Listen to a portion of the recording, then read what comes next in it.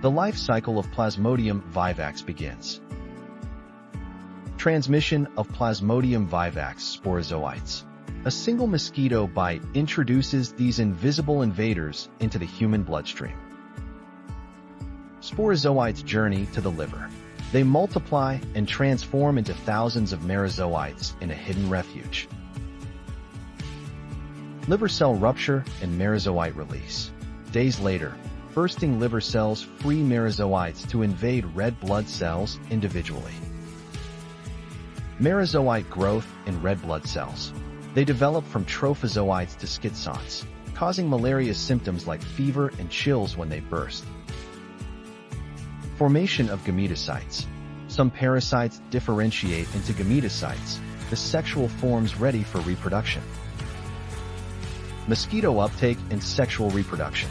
When bitten again, gametocytes enter the mosquito gut, forming zygotes, eukaryotes, and oocysts.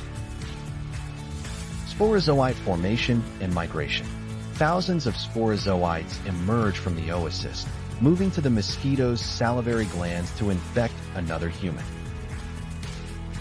Thus, the cycle of Plasmodium vivax continues, a story of survival, transformation, and life hidden in every mosquito's bite. Thank you for watching. Stay informed and protect yourself from malaria.